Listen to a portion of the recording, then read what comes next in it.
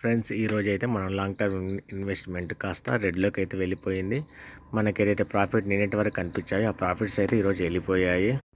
ఇన్ని నెలలు కష్టపడి లాంగ్ టర్మ్ కోసం ఇన్వెస్ట్ చేసిన అమౌంట్ కాస్త ఈరోజు నెగిటివ్లోకి వెళ్ళిపోవడం చాలా బాధాకరం.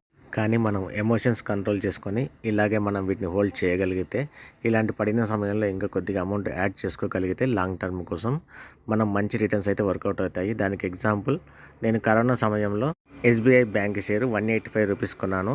అది నా మార్కెట్ ఒక వితిన్ 6 మంత్స్లో అది పెరిగి 250 260 వరకు అయితే వెళ్ళింది. నేను అక్కడ దాన్ని సెల్ చేశాను. కానీ అలాగే నేను హోల్డ్ చేయగలిగింటే ఇప్పుడు ఆ ఎస్బీఐ బ్యాంక్ షేరు 1000 పైన అయితే ట్రేడ్ అయ్యింది. మనం మార్కెట్ పెరుగుతున్నప్పుడు వాటిని హోల్డ్ చేయలేము, కానీ మార్కెట్ పడుతున్నప్పుడు మాత్రం మన ఎమోషన్స్ కంట్రోల్ అవ్వలేక వాటిని సెల్ చేస్తాము.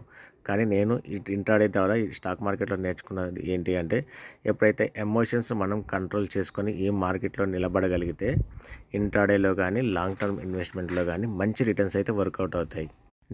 మనకు కాంపౌండింగ్ ఇంట్రెస్ట్ వర్కౌట్ అవ్వాలంటే లాంగ్ టర్మ్ ఇన్వెస్ట్మెంట్లో మనం 3 to 5 7 ఇయర్స్ అయితే వెయిట్ చేయాలి. కానీ ఇంట్రాడేలో మనం ఒక 3 to 5 ఇయర్స్ కన్సిస్టెన్సీగా ఈ మార్కెట్లో నిలబడగలిగితే ఎమోషన్స్ కంట్రోల్ చేసుకొని లాంగ్ టర్మ్లో ఏదైతే సంపాదిస్తామో అది మనం వితిన్ 2 to 3 ఇయర్స్లో అయితే మనం సంపాదించగలుగుతాం. కానీ వీటికి కావాల్సింది ఏంటంటే ఓపిక చాలా అవసరం ఈ మార్కెట్లో నిలబడాలంటే. సబ్స్క్రైబ్ చేయండి ఫ్రెండ్స్, సపోర్ట్ అందించండి.